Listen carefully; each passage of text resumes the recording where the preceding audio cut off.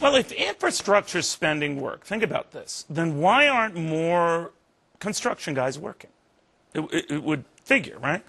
$43 billion, 1 million jobs lost. That is how much money was spent on the so-called shovel-ready construction projects under the president's original stimulus plan.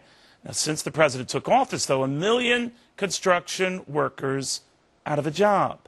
That's a reason why Republican freshman Congresswoman Kristi Noem is very leery of repeating the same mistake. Congresswoman, good to have you. What do you think? That startled me when I saw that figure, but I checked and double-checked and triple-checked. It's true. Well, it's not a long-term fix to the situation that we're in. I mean, obviously, infrastructure spending is something that people find a hard time arguing against because it's definitely necessary. But when you don't have the money and you know that it's not going to put people back to work permanently, then it's not what we should be doing right now.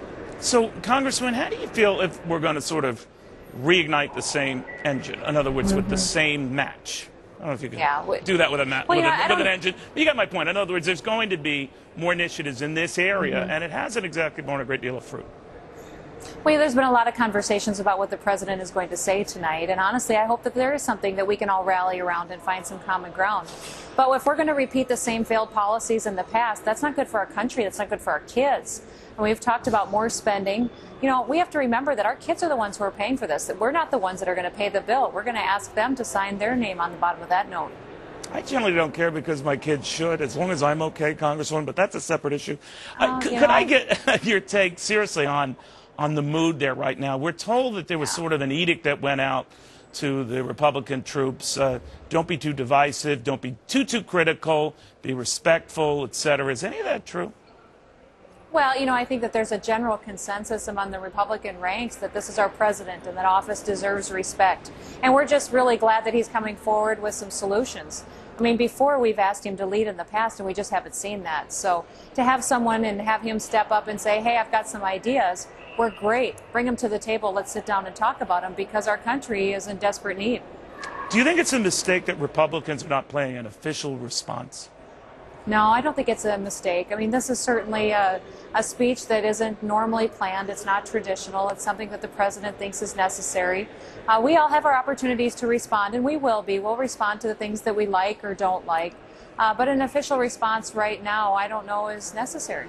You know, Congresswoman, a lot of your Republican colleagues in the House and the Senate aren't even showing up tonight.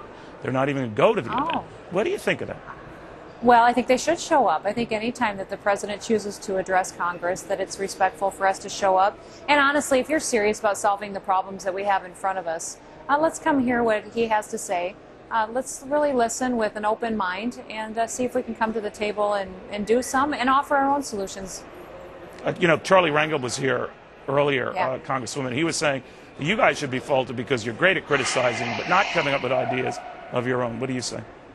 Oh, man, we've been talking jobs all year. In fact, if you go to jobs.gop.com, for months, our jobs plan has been out there. So we've been very public about our solutions. We've been passing them off the House floor. We've been sending them to the Senate, and they have refused to take them up. So if there's anything right now that to be critical of, it's this broken process that allows the Senate to completely ignore all of the hard work that the House has done in trying to solve the problems that we're facing in this economy. All right, Congresswoman. Thank you again. Good seeing you. Thank you, Neil. I appreciate it. All right, when he comes back and we come back, he talks